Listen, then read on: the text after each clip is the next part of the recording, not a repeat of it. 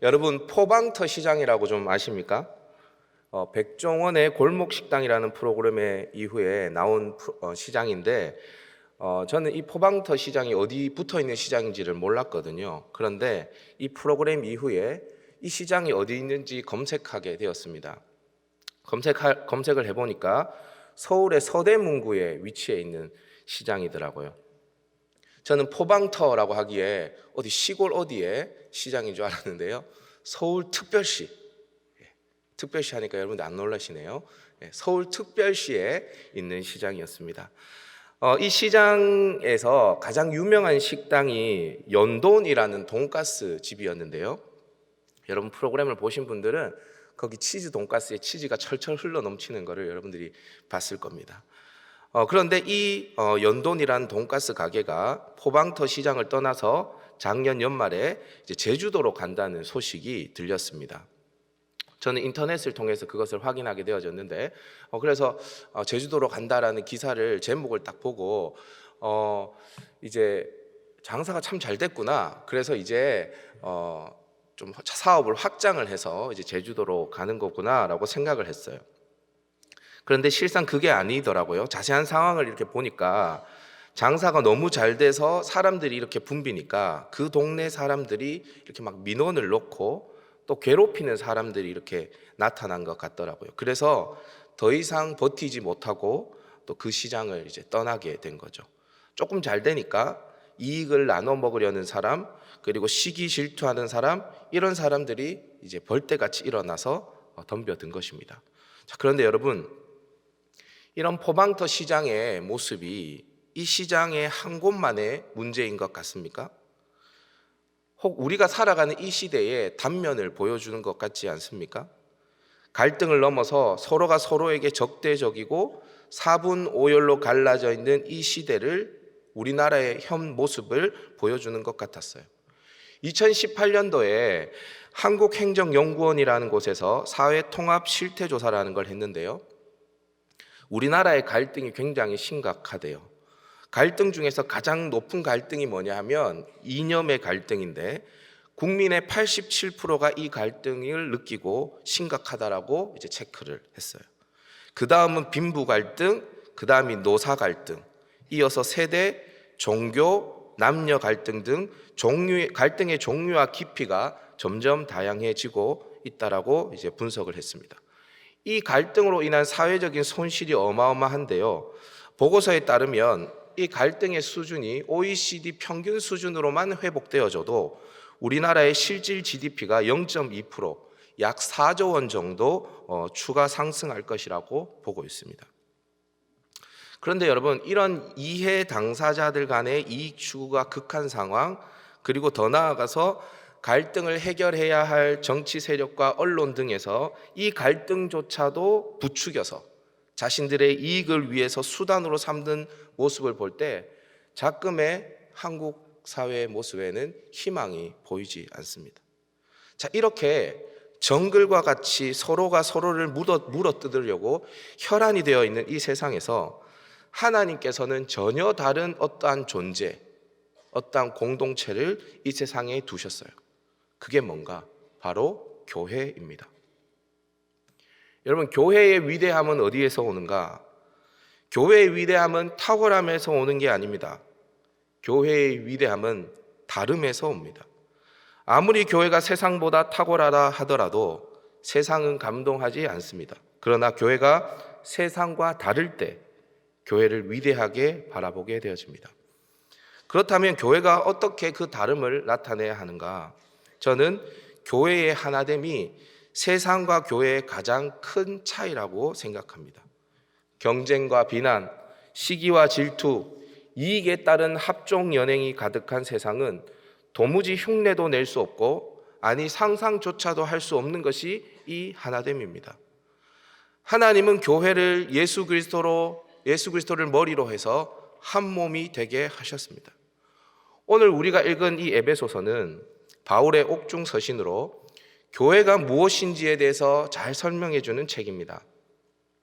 크게 봐서 에베소서 1장부터 3장까지는 우리가 어떻게 교회가 되었는지에 대해서 말해주고요, 다시요. 1장부터 3장까지는 우리가 어떻게 교회가 되었는지에 대해서 말해주고요. 4장부터 6장까지는 이렇게 교회된 우리가 어떻게 교회된 대로 살아야 하는지에 대해서 설명해주고 있습니다. 그러니까 오늘 우리가 읽은 에베소서 4장 1절부터 3절까지는 교회된 우리가 어떻게 살아가야 하는지에 대해서 말해주는 첫 시작이라고 보면 될 것입니다. 그래서 오늘 본문 1절에서 어떻게 시작하냐, 우리 1절 말씀을 여러분들이 한번 읽어주십시오. 1절 시작.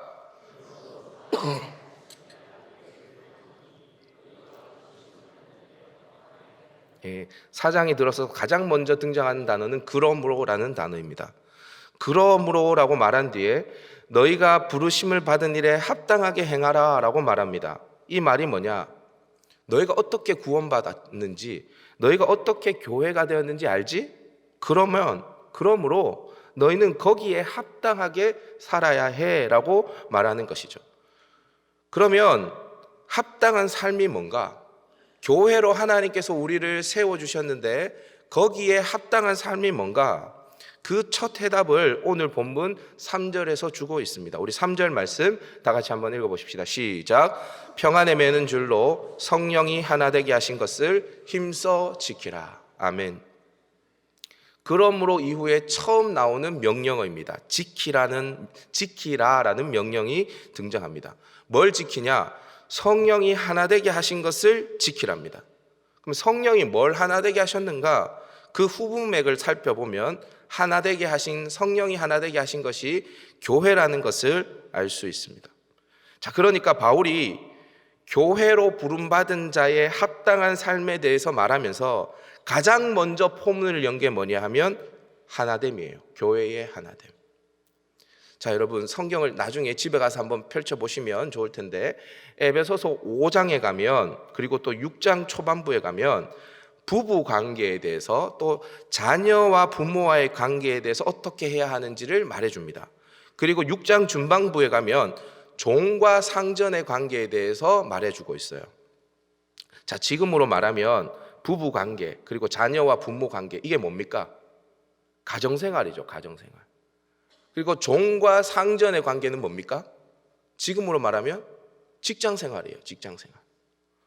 자, 그러니까 바울은 구원받은 자의, 교회로 부름받은 자의 합당한 삶에 대해서 이야기를 하면서 4장에서는 교회에서 하나됨을 이루라는 것이고, 그리고 5장에서는 가정생활을 어떻게 해야 되는지, 그리고 6장에서는 직장생활을 어떻게 해야 되는지 말해주고 있어요. 그런데 가정생활과 직장생활을 말하기 전에 제일 먼저 말하는 게 뭐라고요? 교회에서 하나 되는 것. 교회에서 하나 되는 것. 이걸 가장 먼저 말했단 말이에요. 자, 그러면 왜 바울은 가정생활과 직장생활을 말하기 전에 교회 생활부터 말했을까요? 저를 한번 따라 봅시다. 안에서 새는 바가지 밖에서도 샌다. 여러분, 안에서 새는 바가지는 밖에서도 새요. 예수 믿는 사람으로 가득한 교회에서 자신을 죽이고 하나됨을 이루지 못하는 사람은 학교, 직장, 세상 속에서 안 봐도 뻔합니다. 먹고 산다고 그냥 참고 사는 거지 속으로 우러나는 하나됨을 세상 속에서는 이루지 못해요. 그래서 바울은 교회에서부터 하나됨을 연습하라라고 우리에게 가르쳐주고 있는 것입니다. 자, 그러면 어떻게 교회에서 하나됨을 이룰 수 있는가? 저를 한번 따라 봅시다. 힘을 쓰라. 뭘 쓰라고요? 힘을 쓰라고요. 힘을.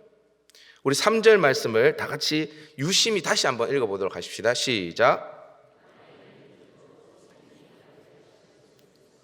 자, 보십시오. 자막 유지해 주시고, 우리가 해야 할 일이 무엇입니까? 우리가 해야 할 일이 뭐예요? 힘써 지키는 것이 우리가 해야 할 일입니다. 자, 그럼 하나 되게 하신 것은 누가 하신 것입니까? 성령이 하나 되게 하셨습니다. 자, 다시요. 성경은 우리에게 교회를 하나 되게 만들라고 말하지 않습니다. 이미 교회는 성령이 평안에 매는 줄로 하나 되게 하셨습니다. 그럼 우리는 해야 할 일이 뭐냐? 그 하나 되게 하신 것을 지키면 돼요. 우리가 해야 되는 건 지키는 거예요. 자, 그런데 여러분, 이게 쉬울까요? 어려울까요? 쉬울까요? 어려울까요? 쉽습니까? 어렵습니까? 어렵죠. 어렵습니다. 왜 어려울까요? 하나됨은요, 우리의 악한 본성과는 전혀 맞지 않는 일이에요. 우리의 악한 본성을 그냥 놔두면 하나됨을 추구할까요? 아니면 남을 비판하고 까칠하게 굴고, 아니면 양상은 다르지만 무관심하고 수고하지 않고, 그래서 하나됨을 파괴하고 나만 나의 유익만을 위해 살아가는 그런 존재일까요? 우리는 후자예요. 우리의 악한 본성 그대로 두면. 하나됨을 지키는 것은 우리의 본성과 맞지 않는 일입니다. 그래서 이걸 알고 성경도 하나된 것을 그냥 지키라고 말하지 않고요, 어떻게 지키라고 말합니까? 힘써 지키래요. 힘써. 근데 여러분, 오늘날 많은 성도들이 힘쓰기를 싫어합니다. 세상에서 평일에 밥 먹고 산다고 그렇게 힘을 쓰고 살았는데 교회에 와서도 힘을 써야 하냐? 아니, 안식일인데 안식을 해야지, 좀 편하게 신앙생활을 해야지 교회에서도 꼭 힘을 써야 합니까? 교회에서까지 에너지를 써야 합니까? 라는 생각이 성도들의 생각 속에 팽배해져 있습니다. 제가 얼마 전에 쭈꾸미를 먹으러 식당에 갔어요. 쭈꾸미를 먹으면서 저는 많은 이야기를 옆 테이블에서 듣게 되어지는데, 옆에 앉은 분이 자기가 다니는 교회에 나오라고 친구를 전도하는 것 같았어요. 밥을 사주면서. 제가 밥을 먹다가 바로 옆에 앉았었거든요. 그래서 귀를 쫑긋하게 세우고 이렇게 들었어요. 목사로서 얼마나 그 성도가 대견해 보였겠습니까? 그래서 들었어요. 물론 우리 교회 성도는 아니었어요. 근데 인근에 이름만 대면 알만한 교회 성도였어요. 자기가 어느 교회 성도라고 이야기를 이제 그 친구하고 하더라고요. 그런데 자기 교회 이름을 대면서 우리 교회는 참 좋다, 꼭 와봐라, 카페도 있고 목사님도 좋고, 막 교회 칭찬을 막 하더라고요. 그래서 응원하고 기도하는 마음으로 이렇게 밥을 먹으면서 저도 이야기를 계속 들어봤습니다. 계속 우리 교회 좋다고 이제 계속 설득을 하니까 이 친구가 마지못해서 이렇게 이야기하더라고요. 불신자 친구가, 내가 그러면 집에서 가까운 교회, 작은 교회 한번 찾아서 나가볼게, 이렇게 이야기를 했어요. 그러니까 그 전도하던 성도님이, 제가 뭐 권사님인지 집사님인지 모르겠어요, 하여튼 성도님이 뭐라고 이야기하냐면, 그 작은 교회 나가면 네가 왔는지 안 왔는지 다 안돼. 굉장히 부담스러워. 그래서 큰 교회, 우리 교회 오면 네가 왔는지 안 왔는지 모르고 오히려 더 편하게 신앙생활 할 수 있대, 이렇게 말하는 거예요. 혹시 여러분들 중에 그런 분들 안 계시죠? 제가 이 이야기를 들으면서 큰 교회를 섬기는 부목사로서 마음 한편이 씁쓸했어요. 여러분, 교회, 신앙생활 이렇게 하는 거 맞습니까? 하나님은 우리에게 편하게 신앙생활하라고 한 적이 한 번도 없습니다. 신앙생활은 편하게 하는 게 아니라 제대로 해야 하는 것입니다. 서로가 서로에게 관심을 가지지 않고, 그래서 주일 예배만 딱 드리고 집에 가고 내가 하나님께 할 도리는 다 했다라고 생각하면서 적절한 선에서 신앙생활을 하는 것, 하나님이 과연 기뻐하실까요? 그러한 적당한 선에서 드리는 주일 예배를 하나님께서 받으실까요? 저는 그런 예배, 그런 신앙생활 하나님이 안 받으신다고 생각합니다. 주일은 주님이 주인 되시는 날인데, 그 주일조차도 결국 자신이 주인 되어서 자신이 편한 대로 모든 것을 결정하는데, 그 주일을 하나님께서 어떻게 받으실 겁니까? 제가 저희 청년들한테 늘 이야기해요. 주일은 주일 예배 드리는 것이 주일 지키는 것이 아니다. 제가 신혼여행 가려고 할 때 저희 장인어른이 제가 주일 저녁에 제주도로 가려고 하니까 주일 저녁도 주일이다 하시더라고요. 그래서 제가 월요일에 갔습니다. 맞잖아요. 왜 네 마음대로 주일을 쓰냐는 거예요. 요즘 성도들은 얽히고 설키는 일이 싫어서 구역 모임도 참여를 잘 안 한다고 합니다. 제가 청년부를 담당하는데 청년들 중에서도 소그룹에 가면 인간관계 속에서 에너지를 써야 하기 때문에 그냥 대예배만 드릴래요 라고 말하는 청년들이 많이 있습니다. 제가 대예배 드리는 지체들에게 우리 갈릴리 예배와 그렇게 이야기하면 너도 친구가 필요하잖아, 신앙의 친구가 필요하잖아, 그러면 필요 없대요. 에너지 쓰기 싫은 거죠. 제가 수년 전에 샬롬 청년부를 섬길 때 소그룹에 대해서 설문조사를 한 기억이 있습니다. 당신은 소그룹이 어떤 기능을 했으면 좋겠습니까? 1번 성경 공부, 2번 삶의 나눔, 3번째 취미 활동 및 교제, 이런 질문들이었어요. 2번 당신은 소그룹에 참여합니까? 예, 아니요. 3번 만약 참여하지 않는다면 그 이유는 무엇입니까? 이런 질문들이 쭉 있었어요. 근데 이 질문을 제가 하고 난 다음에 이 설문지를 걷어서 읽어보니까 소그룹에 참여하지 않는다는 지체들 중에 많은 사람들이 어떤 대답을 했냐 하면 일단 시간이 많이 들어서 싫다. 시간을 드는 것도 힘쓰는 겁니다. 시간을 내는 것도. 또 사람들이랑 엮이는데 에너지를 쓰기 싫다. 낯선 사람들과 만나기 싫다. 이런 내용들이었어요, 대부분. 이 설문을 보면서 한편으로 이해는 됐어요. 여러분 직장 생활에서 우리 샬롬 청년들 같은 경우에 대부분 직장 생활을 하는데 또 우리 삶의 터전에서 우리의 스트레스의 대부분이 어디서 옵니까? 사람들 때문에 힘들죠. 사람들 때문에. 나와 다른 사람들. 때로는 가끔씩 또라이 같은 사람들도 등장해요. 그죠? 아무튼 사람들 틈바구니에서 이렇게 살아가면 어떤 스트레스든 발생합니다.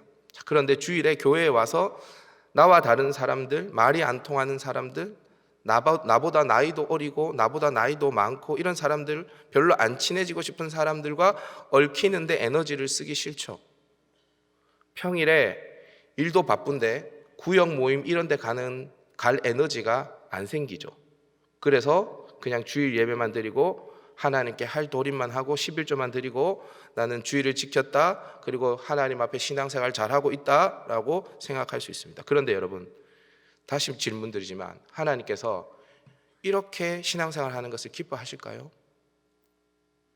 하나님이 교회를 하나 되게 하셨고 나중에 이야기하겠지만 이 하나 되게 하시기 위해서 하나님은 엄청난 대가를 치렀습니다. 그냥 공짜로 하나 되게 하신 게 아니에요. 그리고 그것을 우리에게 힘써 지키라고 하셨는데 그럼 우리가 어떻게 해야 되겠습니까? 힘을 써야죠. 근데 사람들이 순종하지 않습니다. 여러분 착각하시면 안 되는데요, 하나님께서 하지 말라고 하신 것을 하는 것도 죄예요. 간음하지 말라, 간음하면 죄예요. 그렇지만 하나님께서 힘써 지키라고 했는데 뭘 하라고 했는데 그걸 안 하는 것도 죄입니다. 그냥 불순종 이렇게 이야기하면 안 돼요. 그 죄예요, 죄.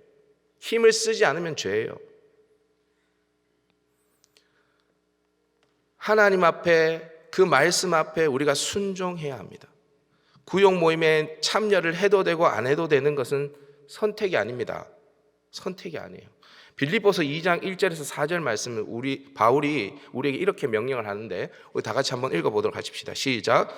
그러므로 그리스도 안에 무슨 권면이나 사랑의 무슨 위로나 성령의 무슨 교제나 긍휼이나 자비가 있거든 마음을 같이하여 같은 사랑을 가지고 뜻을 합하여 한 마음을 품어 아무 일에든지 다툼이나 허용으로 하지 말고 오직 겸손한 마음으로 각각 자기보다 남을 낮게 여기고 각각 자기 일을 돌아볼 뿐더러 또한 각각 다른 사람들의 일을 돌아보아 나의 기쁨을 충만하게 하라. 아멘. 아주 길게 설명되어져 있지만 쉽게 말하면 이거예요. 네가 그리스도 안에 있니? 네 안에 성령이 있니?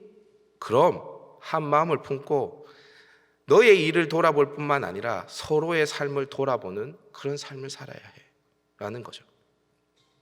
자, 그런데 서로의 삶을 돌아보려면 서로의 삶이 일단 어떠한 상황에 놓여 있는지를 알아야 하지 않습니까? 그들이 어떠한 형편에 있는지를 알아야 해요. 그래야 돌아볼 수가 있어요. 내 구역에 있는 지체가, 우리 교회에 있는 성도가 어떠한 상황 속에 있는지 알지 못하는데 그를 위해서 기도해 줄 수 있겠습니까? 기도해 줄 수 없죠. 무엇도 할 수 없습니다. 우리의 문제는 우리 주변에 있는 형제의 삶을 알려고 조차 하지 않는 것이 우리의 문제입니다. 여러분, 아는 데 힘을 써야 돼요. 아파하는 지체가 있으면 그 지체를 위로하는 데 힘을 써야 돼요. 가난한 지체가 있으면 그를 돕는 데 힘을 써야 합니다. 기뻐하는 지체가 있으면 함께 기뻐하는 데 힘을 써야 합니다. 시간을 사용하고, 때론 재정을 사용하고, 때론 육체적인 수고를 하고, 때로는 감정의 노동도 해야 합니다. 그렇게 힘을 써야 성령이 하나 되게 하신 것을 지켜나갈 수 있는 것입니다. 사랑하는 여러분, 힘쓸 수 있기를 주님의 이름으로 축복합니다. 이 시간 하나님 앞에 질문해 보십시오. 하나님, 나는 어떻게 힘을 써야 합니까? 여러분, 이거 아세요? 여러분들이 참여하는 것만으로도 때로는 그게 구역 목자들에게는 굉장히 큰 힘이 되어집니다. 여러분, 만약에 이렇게 한번 해보세요. 구역 목자에게 여러분들이 구역원이라면, 목자님, 이번 주에는 저희 집에서 구역 모임을 해요 하고 난 다음에 여러분들이 간식을 딱 준비해서 한번 기다려보세요. 그러면 그 구역 목자는 그 순간 감동할 거예요. 때로는 여러분들의 말 한마디가 구역 목자를 위로할 수 있어요. 그렇게 힘을 써야 돼요, 여러분들이. 둘째로, 어떻게 교회의 하나됨을 지켜나갈 수 있는가? 저를 한번 따라합시다. 성숙을 도모하라. 앞서서 저는 교회의 하나됨을 지키기 위해서 힘을 쓰라라고 하였습니다. 이것이 하나됨을 지키는 데 있어서 출발점이에요. 힘쓰는 게. 힘을 안 쓰는데 다른 방법을 이야기해서 뭐 하겠습니까?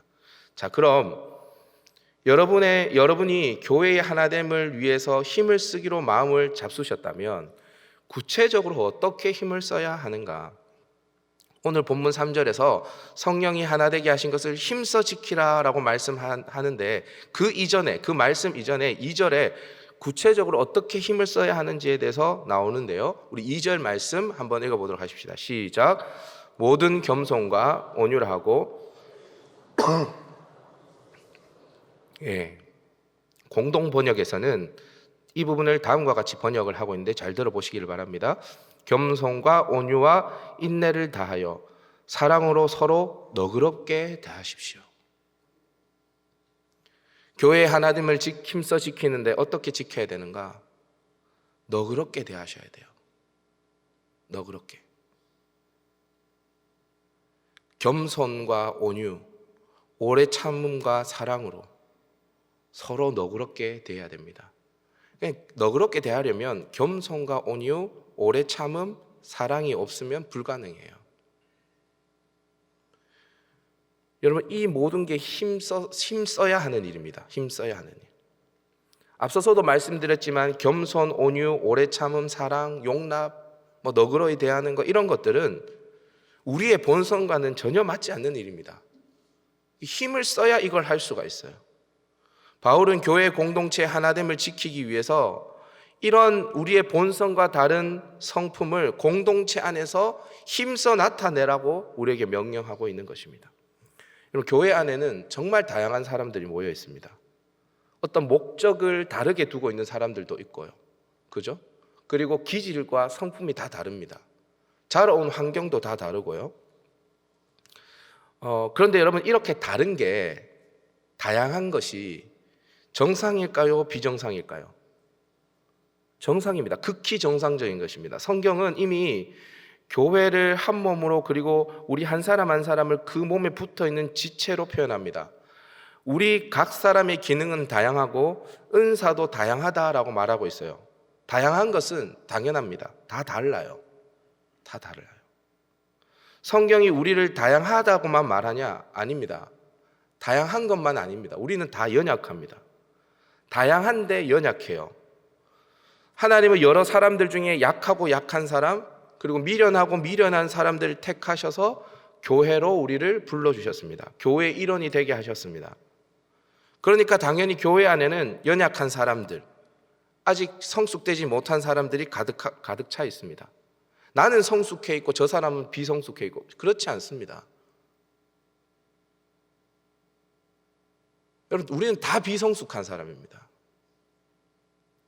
여기에서 나는 성숙했습니다 라고 할 수 있는 사람이 있습니까? 누군가는 다 여러분들을 참아주고 있어요. 나도 누군가를 향해서 오래 참고 있지만 누군가도 나를 바라보면서 오래 참고 있어요.